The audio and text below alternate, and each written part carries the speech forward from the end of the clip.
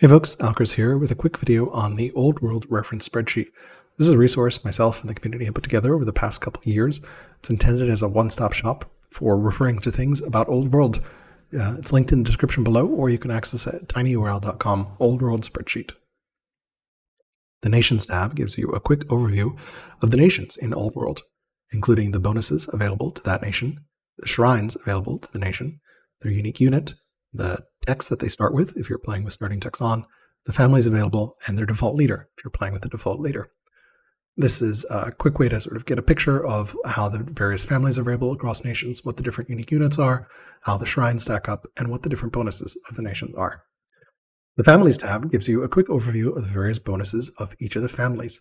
So you start here with the city bonus that each family has, the bonus that their seat gets, the bonus you receive upon founding their seat, their opinion, bonus, and malice, what they like or don't like. For example, the champions like having the largest military and really don't like having the smallest military.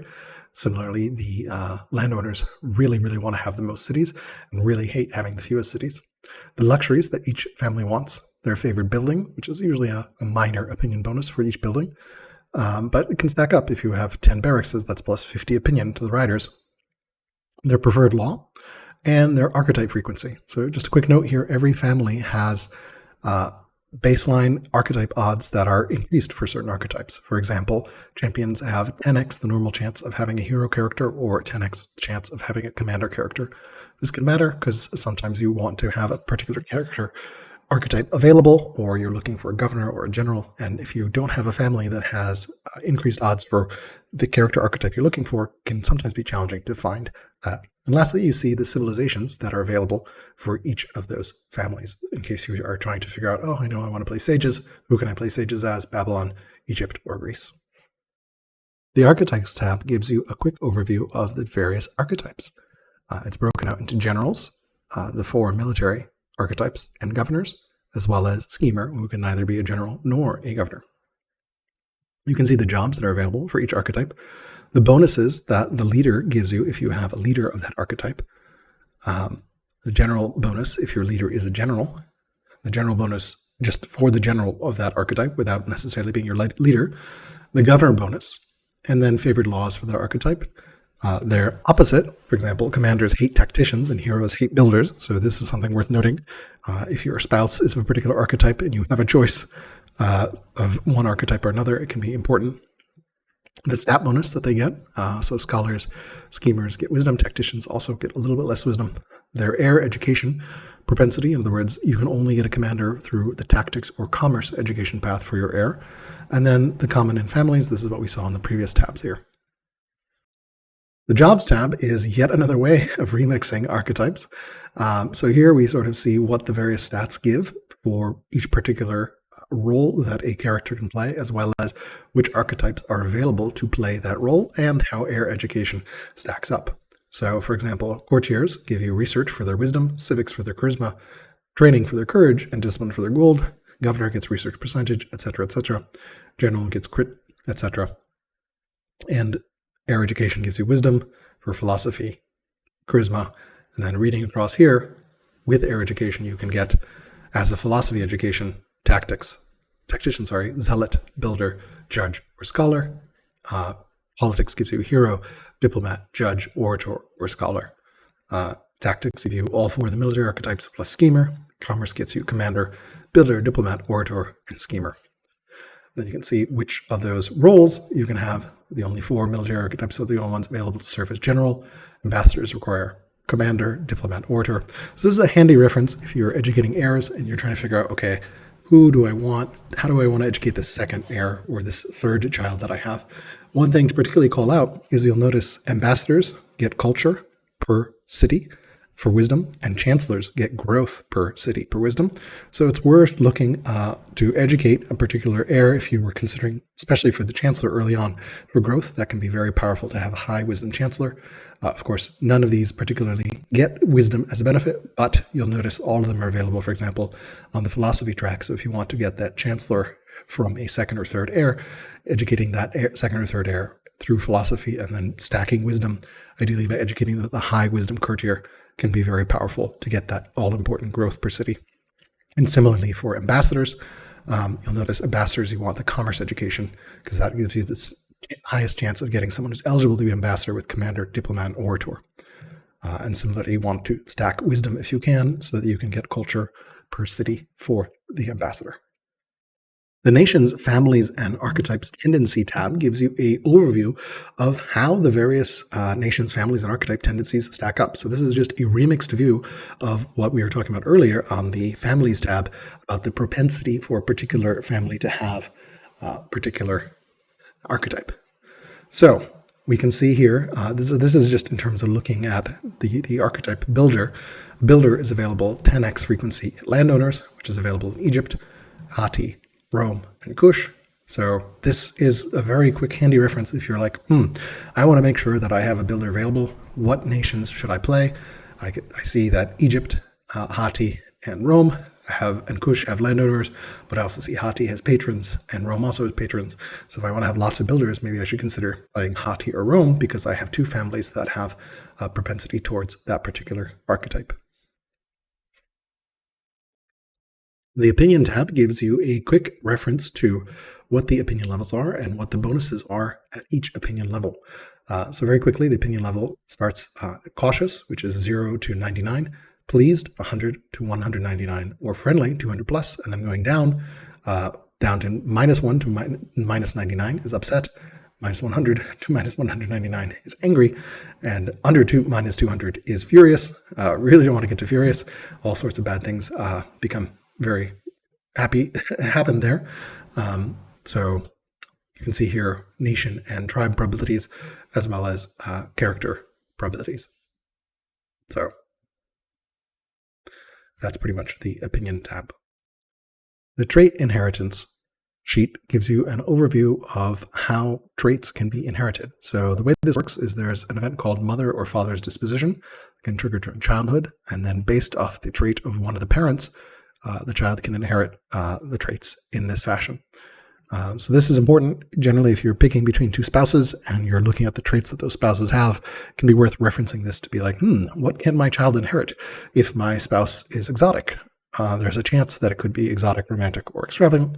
And maybe the other candidate is someone who is bloodthirsty. You're like, bloodthirsty, warlock, or insane. I don't know which one of those I prefer better. You can sort of decide there. Thanks to Frederick for compiling and sharing this table. The color coding is his subjective rating. Another sheet.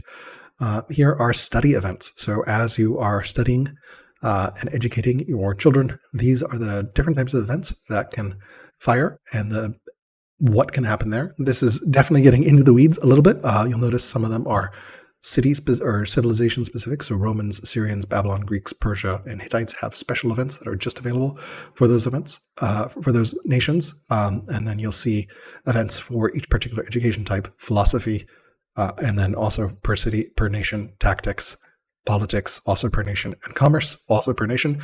This is worth taking a look if you are playing a particular nation and are curious, are there any special events that I can get? Some things to call out, for example, you can have a training accident if you are educating an heir as tactics, which could have your student and your heir just die. So that's something worth knowing that event can fire. So this is a nice quick reference to sort of all the various events. Worth taking a look at. Again, somewhat in the weeds, but Old World is all about managing the events that you get. So forewarned is forearmed. The Rural Improvements tab gives you a quick overview of the rural improvements that are available. These are ones that can be built on non-urban tiles, and this gives you a look at the sort of what these give at a particular culture or level, and what's available or what's necessary. Windmills, for example, you get one additional one for every culture level, and then you see the requirements for that, and then what they get from pillaging and what their yields are as well. So quick reference there, basically, for what the rural improvements are. And similarly, the Urban Buildings tab gives you an overview of the urban buildings that you can build. Once again, you can see the required culture in the city, the benefits at each of those culture levels, the tech requirements, and the pillage yield. Shrines. This is a bit of a terrifying spreadsheet that shows you all the possible shrines. These are internal names that are actually used in the game, but then you see the actual name for that particular city. The icon is consistent across nations, so that can be helpful. So the Sun Shrine, or the Order Shrine, as I affectionately call it, is the one that gives you 0.5 an order, and that's available to Assyria as under the name of Shamash, Egypt under the name of Ra, Persia, and Kush. And then this tier list ranking here is my subjective opinion on how good each particular shrine is, S being the best, all the way down to F, which is the worst, and then some notes that give you advice as to when and why you might want to use that shrine. The only other thing to call out here is Babylon has this great wisdom shrine that gives you plus civics per adjacent Odeon theater or amphitheater, which is particularly powerful because the Odeon line unlocks very early with drama, which is a nice way to get a civics boost in your science city. The World Religions tab gives you a overview of the world religion buildings and what they do, monasteries, temples, and cathedrals, as well as the 4 world religion wonders that give you 2 victory points each, as well as a plus 20% culture bonus. And you can see the various laws that come into play that impact each of these buildings as well as their cost and tech requirements. The Theologies tab gives you an overview of the various theologies in the game. Theologies are basically upgrades to world religions. They unlock based on texts, and you apply them by paying civics and consuming a disciple of your state religion. You actually apply them through using a disciple and having that disciple pick the theology that you want. You can only have one from each tier. This spreadsheet gives you a quick overview of what they do, and as well as my recommendations for which ones are worth considering.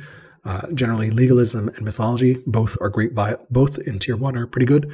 If you're opening polytheism, mythology can be great for the pretty big culture boost per shrine, especially if you're building multiple shrines in a city. That can be a lot.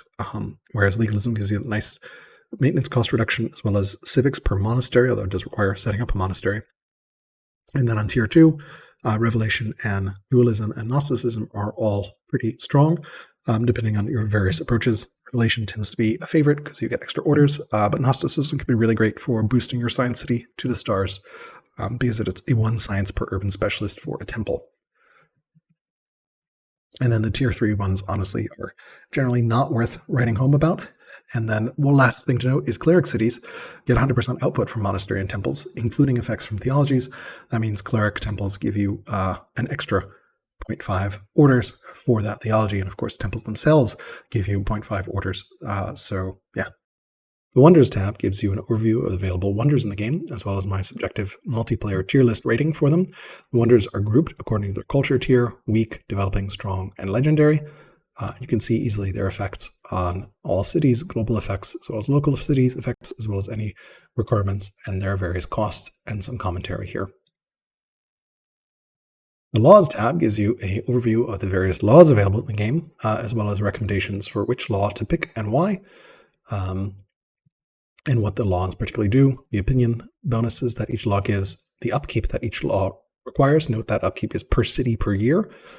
So if you have 5 cities, tyranny is going to cost you 5 civics per year, which can add up pretty quickly, especially as we get towards some of the larger cost ones where it's 5 training per city, and you have 15 cities, then you're paying a lot of training per year. That's worth noting, especially for the science income. If you have 15 cities and you have autarky enacted, you're paying minus 30 science a year. Although hopefully by the time you have autarky enacted, you have most of your texts researched. This is a nice little reference to see what the laws are and any recommendations for laws. Again, note these recommendations are for multiplayer primarily, so they're a little more aggressive. All the laws are viable depending on what you want to do. A couple other notes: adopting a law takes about 400 civics. The pyramids reduces that to 200 civics. Switching a law costs 250 civics, scaling up each time. But note that judge leaders can switch laws for 100 civics, which is kind of handy in a pinch. And garrisons unlock at 1 law, strongholds unlock at 4 laws, and citadels unlock at 7 laws. The Technology tab gives you an overview of the various technologies in the game, their cost, the total cost to research them, their prereqs, and what they unlock, and the total cost to get to them from the prereq. This is a nice, very quick overview of basically every single tech in the game and how much it costs. So in case you're wondering, how much does it cost to get to Barding? You can look it up directly. If you wanted to beeline directly to Barding, it would cost you 5,220 tech cost in total. And then you can see the costs for all the laws as well, etc. It's a nice little reference tab. The Tech Priority Queue tab is my subjective priority queue updated just this month, with an eye towards multiplayer, with the goal of getting scholarship online as quickly as possible to scale science in your capital city and get 7 laws for your unique unit. And similarly to the prior tab, you see sort of the total science cost as you go along, as well as recommendations for which law to take and which order to take them in, as well as notes on why each choice happens, and subjective things about, if you have trapping, if you have camp resources, you probably want to get trapping earlier than you might otherwise. And similarly, if you don't have any crop resources, you can probably delay administration because there's nowhere to build a granary. So something to keep in mind. Again, this is not a hard and fast rule. Every game is different. Make sure to adjust based on the map, your strategy, and your opponents, but it can be helpful to have this priority queue as a reference. The Specialist tab gives you an overview of all the specialists in the game, organized into rural specialists and urban specialists, as well as what their requirement is in terms of building and what they give in terms of output. The Hurrying Production tab is a quick reference for all the various ways to hurry production or rush production. So if you want to not have to wait for a unit to build normally, you can rush it out using hurry production. That also goes for projects and specialists. And you can see exactly all the various ways to rush using different resources. You can always rush using civics, as long as you have developing culture in the city that you want to rush in. In fact, rushing always requires developing culture. But then for various other ways of rushing, other requirements apply.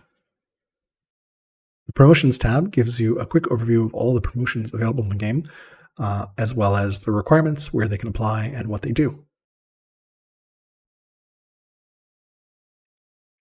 The Combat Damage Formula tab gives you a quick visual overview of how damage works in the game. So TLDR, basically the way damage works is, the way to read this sheet is, if I have a 5 strength unit attacking a 5 strength unit, the rows are attacking the columns, then I will deal 6 damage. So blue is less damage, red is more damage, and you can see the various attack values here. The way the math works is very straightforward. It is attack divided by defense times 6 rounded in favor of the stronger unit. That's what this spreadsheet helps you visualize. So for example, if I have an 8 strength unit and I am attacking a 6 strength unit, I will deal 8 damage according to the spreadsheet. Obviously, all these little increments in between are because you can get promotions that increase your unit strength. And in-game, it only displays 1 decimal point, but it is actually doing the math with the underlying number for calculation. So generally, this is sort of a quick reference for various breakpoints. Of course, if you deal 8 damage 3 times, you have now killed a unit, because every unit only has 20 hit points. So moving from 6, where it would require you to hit a unit 4 times to kill it, to 8, where you only have to hit it 3 times, is pretty significant in terms of breakpoints. This is a at-a-glance summary of unit counters. Just a quick reference of, if you're facing a particular unit, oh no, I'm getting attacked with a bunch of pikemen, what should I do? This suggests what unit you might want to build and shows you how much damage that unit would do if attacking. So if you're facing a bunch of pikemen, it's good to build crossbowmen or swordsmen or ballista, because you can deal 9 damage to those pikemen. The Unit Damage and Counters tab is the full gory version of the math behind the unit and counters at a glance summary. And again, the way to read this tab is, the rows are attacking the columns. So if we have our pikemen and we are attacking a cataphract, we see the pikemen would deal 10 damage to the cataphract. Conversely, the cataphract attacking the pikemen would only do 3 damage. So pikemen really, really do counter cataphracts. The Rally, Hold Court, Steel Research Scaling tab gives you an idea of how Rally, Hold Court, and Steel Research scale across the game. They generally scale in 2 ways, with the number of cities that you have and the amount of time that has passed in the game. So here's an example of potential progression in the game, how much you would get from Rally Troops or Hold Court in terms of civics or training, as well as Steel Research. The Religious Conversion Mechanics tab exists because I was frustrated with why it was my family converting, and Solver was kind enough to explain exactly what's going on, and this is a great way to sort of keep in mind how families choose what religion they are. The TLDR basically is the family head gets 200 points, other family head characters get 100 points based for each of those religions. Council members get a bonus, and then the current religion gets a bonus as well. You can see some examples here as well. And the last sheets in the spreadsheet are the Wisdom, Charisma, Courage, and Discipline scaling sheets. This shows you how Wisdom, Charisma, Courage, and Discipline scale, both in the base game, where it's more exponential, and in competitive mode, where it's more linear. So you can take a look at these sheets to see how stats scale for the particular game mode that you're playing in. Unless you've explicitly enabled competitive mode, you are playing in the base game mode. And that's it for the Old World Reference Spreadsheet. Again, the link is in the description below, or you can access it at tinyurl.com/oldworldspreadsheet.